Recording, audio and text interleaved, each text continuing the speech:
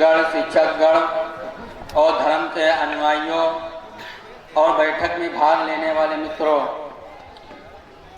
आज की धन्य बैठक में मेरा विषय ब्रह्मांड की सबसे शुद्ध और पवित्र पुस्तक पवित्र कुरान से है।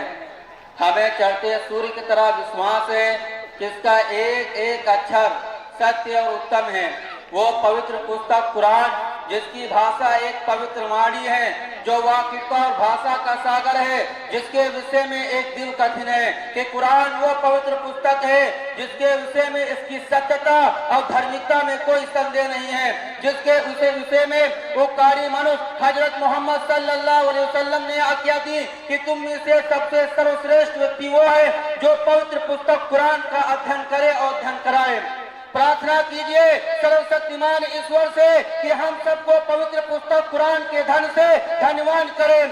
तथास्तु मित्रों, ये पवित्र पुस्तक कुरान सर्वशक्तिमान ईश्वर के द्वारा दिया गया एक प्रिय उपहार है, जो 23 वर्ष के अवधि में पूरे ब्रह्मांड में फैल गया। महानतम लेखक कवि आश्चर्यचकित हैरान रह गए, जिसकी पंक्तियां सुनकर के कठोर हृदय भी नरम हो गए। मित्रों, ये पवित्र पुस्तक कुरान, यही वो पवित्र पुस्तक कुरान है जो ब्रह्मांड के समस्त प्राणियों के लिए शिक्षा और दया का भाव उत्पन्न करता है।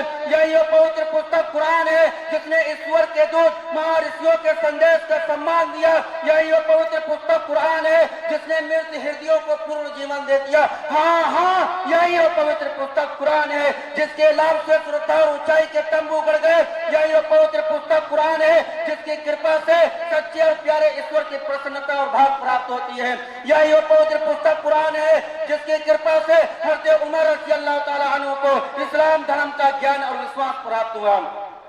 यही वो पवित्र पुस्तक कुरान है जिसकी रक्षा का वचन स्वयं सर्वशक्तिमान ईश्वर ने लिया है। यही वो पवित्र पुस्तक कुरान है जिसके पढ़ने से हृदय को खुशी का अनुभव होता है। यही वो पवित्र पुस्तक कुरान है जिसके लाभ से अनपजाऊ बगीचे में भी प्रफुल्लता आ गई। श्रीमान, आज के संकटपूर्ण युग में पवित्र पुस्तक कुरान का अध्ययन करना व्यर्थ समझा जाता है। इसके शब्दों को अध्ययन करना वर्णन किया जाता है कि बिना विचार किए पढ़ना लिखना यह व्यर्थ है। अफसोस इस पवित्र पुस्तक कुरान के विषय में हमारा यह विचार, जिसके विषय में ईश्वर के दूत अर्थात सम्राटों के सम्राट हजरत मोहम्मद सल्लल्लाहु अलैहि वसल्लम ने आज्ञा दी, इकरा वर्तकी वरतिल कमा कुंता तुरतिल फी दुनिया फइन्ना मंसिलका इंदा आखिरी आयतिन तकरहा।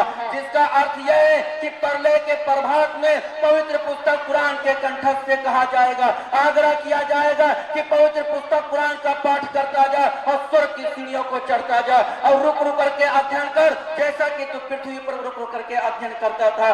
बस तेरा राजमहल और शरण वही है जहाँ अंतिम सलूक था। मैं अपनी वाणी को यहीं पर विराम देता हूँ। धन्यवाद। माशाअल्लाह।